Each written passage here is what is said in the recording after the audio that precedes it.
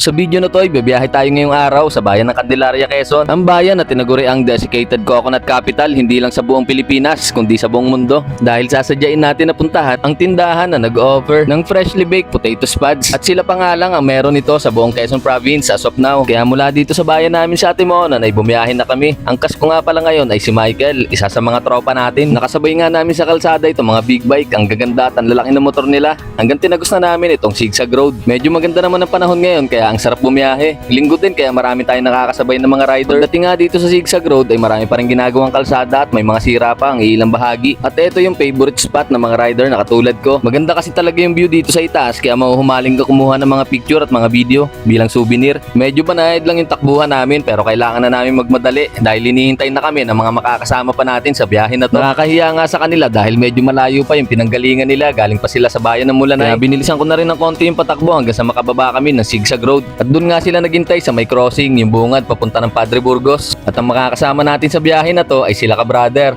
si John Auriada at syempre yung tropa nating si Michael. Nagpahinga lang kami ng ilang minuto pero biyahe na ulit dahil malayo-layo pa yung pupuntahan namin. Umuna na nga dito sila ka-brother dahil magpapagas pa raw sila. At dito na nga kami tumigil ni Michael sa lilim dahil talagang sobrang init na ng panahon ngayon. At after nila magpagas, rekta biyahe na agad. Nag-decide na nga rin si ka-brother ng sumide trip dahil pumunta raw muna kami sa bayan ng Tayabas. Kaya nagdire-diretso biyahe na kami dito sa mahabang kalsada ng bayan ng Pagbilao, Quezon. May mga iilan-ilan pa nga din ditong lubak kaya kailangan natin mag-ingat. At dito na nga kami dadaan sa may bypass road ng Pagbilao. First time ko nga dumaan dito at maganda na rin pala dito yung kalsada at napakalawak din. Dito na rin kami tatago sa may shortcut papunta ng bayan ng Tayabas. Nagdiretso biyahe na nga kami hanggang sa makarating kami dito sa may crossing. May tiningnan kasi ditong lugawan si ka-brother dahil masarap daw doon. Yun nga lang ay sarado pa ng mga oras na to. Kaya dumiretso biyahe na kami para makapunta sa bayan ng Tayabas, Quezon. Dahil pupuntahan namin ay yung bahay nila Ate Obe Kabuyaw, yung isa sa mga content creator ng bayan ng Tayabas. Medyo mahaba-haba din yung aming takbuhan dahil yung kalsada na to ay papunta na pala sa bayan ng Mauban, Quezon. Hanggang sa makarating kami dito sa bahay ni Ate Obe. Nagpahinga nga lang kami dito ng mga ilang oras at nakikain na rin kami. Maraming salamat po Ate Obe. At nung maibsan na yung pagod at gutom namin, biyahe na ulit dahil pupunta pa nga kami sa bayan ng Candelaria at medyo malayo-layo pa rin ito. Ang sasadyain natin na mapuntahan ay itong tinatawag na Mr. Chico Dillas na matatagpuan sa Barangay Malaban Norte, Candelaria, Quezon. Sila pa lang daw kasi yung nag-o-offer hindi lang sa Candelaria kundi sa buong Quezon ng freshly baked potato spuds. Kaya hindi na tayo nag-atubili na matikman to at grabe, sobrang sarap nga. Iba't ibang klase ang baked potato spuds nila at pwede kang mamili ng kung anong gusto mo. Meron chili con carne, bacon and cheese at iba pang flavor. At ang best seller nga daw nila dito ay yung beef quesadillas. Actually, marami ka naman pwedeng pagpilian sa menu nila. At syempre, hindi nawawala dyan yung mga dessert.